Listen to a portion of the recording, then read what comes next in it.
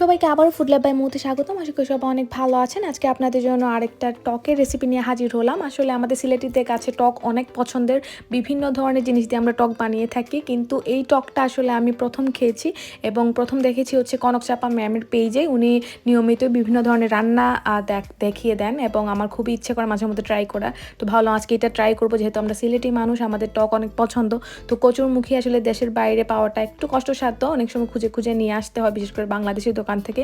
তো আনার পরে আপনাদের দেখে হয়তো অদ্ভুত লাগতে পারে আমি কেন সেদ্ধ দিয়ে দিচ্ছি খোসা ছাড়ানোর আগে। আসলে একটা কথা বলি, এভাবে সেদ্ধ দিয়ে দিলে হাতে যাদের চুলকায়, কচু জাতীয় জিনিস কাটলে তাদের একদমই চুলকাবে না, এবং আপনারা যাদের না চুলকানোর সমস্যা নেই তারাও আসলে চাইলে এভাবেই করতে পারেন, কারণ এতে সময় এত বাঁচে সেটা বলে বোঝানো যাবে না।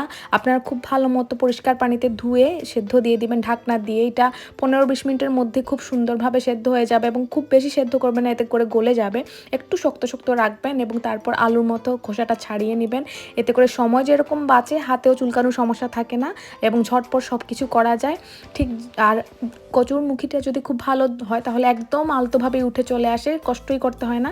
আমার কয়েকটা কচুরমুখিতে আসলে সমস্যা ছিল, আপনারা জানেন কচুরমুখি সবসময় সব গলা ভালো থাকে না, কিন্তু খেয়াল করে দেখুন যেগুলো খুব ভালো জাতের কচুরমুখী সেগুলো খুব তাড়াতাড়ি খোসাটা ছাড়ানো যাচ্ছে। এবং এই যে দেখুন আমার কচুরমুখী বা ডাটাটা রেডি।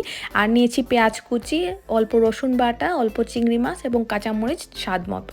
তো প্রথমে অল্প একটু তেলে কয়েকটা আমি মেথি দিয়ে দিলাম। উনি আসলে মেথি দিয়েছিলেন কিনা আমি শিওর না, কিন্তু আমি দিয়েছি, ফ্লেভারটা অনেক ভালো আসে। আপনারা ট্রাই করতে পারেন, আবার চাইলে স্কিপও করতে পারেন। তারপরে দিয়ে দিলাম পেঁয়াজ কুচি, একটু বেশি করেই পেঁয়াজ কুচি দিয়েছি। আসলে উনি একটু বেশি করে পেঁয়াজ কুচি ব্যবহার করেছিলেন, কিন্তু আমরা সাধারণত আমাদের সিলেটি টক জাতীয় খাবার যেটা রান্না করি, ট্যাঙ্গা বলি, সেটাতে খুব বেশি পেঁয়াজ দিই না। আমরা অল্প রসুন এবং অল্প পেঁয়াজ দিয়ে আসলে টকটা রান্না করি। তারপরে দিয়ে দিলাম হচ্ছে 1 চা চামচের মতো রসুন বাটা। দিয়ে দেওয়ার পর অল্প কিছুক্ষণ ভেজে যখন কাঁচা গন্ধটা চলে যাবে তখন অল্প একটু পানি দিয়ে দিব, এতে করে মশলাটা আর পুড়বে না। এবং আমি লবণ দিয়ে দিলাম, হলুদ গুঁড়া দিয়ে দিলাম, মরিচের গুঁড়াও দিয়ে দিলাম পরিমাণ মতো। দিয়ে দেওয়ার পরে খুব ভালো মতন কষাতে হবে, যেন খুব মশলা এবং সব কিছু খুব সুন্দরভাবে ভাজা হয়। এবং যখন উপরে মশলার উপরে তেল উঠে চলে আসবে তখন আমি অ্যাড করে দিব হচ্ছে চিংড়ি মাছ এবং কচুরমুখী যেটা আমি সেদ্ধ করে রেখেছিলাম সেটা। তো ভালো মতো কষানো না হলে একটা কাঁচা গন্ধ আসতে পারে টকের মধ্যে, তার জন্য একটু চেষ্টা করবেন ভালো মতো কষানোর।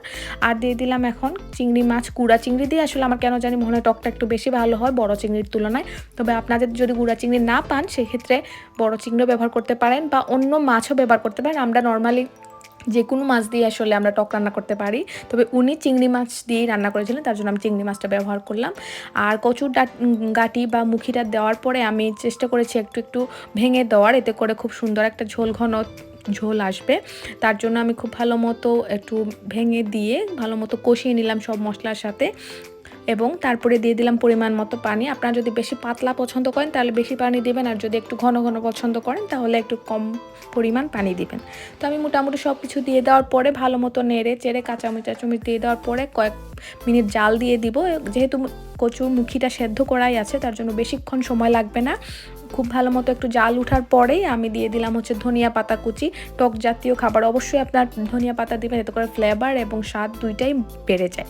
তো আমি দিয়ে দেওয়ার পরে আমার মোটামুটি ঘন হয়ে আসছে ঝোল। এই পর্যায়ে আমি হাফ লেবু, আমার লেবুতে অনেক রস ছিল তার জন্য আমি একটু কম পরিমাণ দিয়েছি, তবে আপনারা চাইলে একটু বেশি করে দিতে পারেন।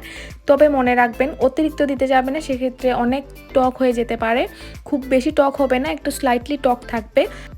আর চুলা থেকে নামানোর পর লেবু রসটা দেবেন, এতে করে ভিটামিন সি নষ্ট হবে না, গুণাগুণটা নষ্ট হবে না।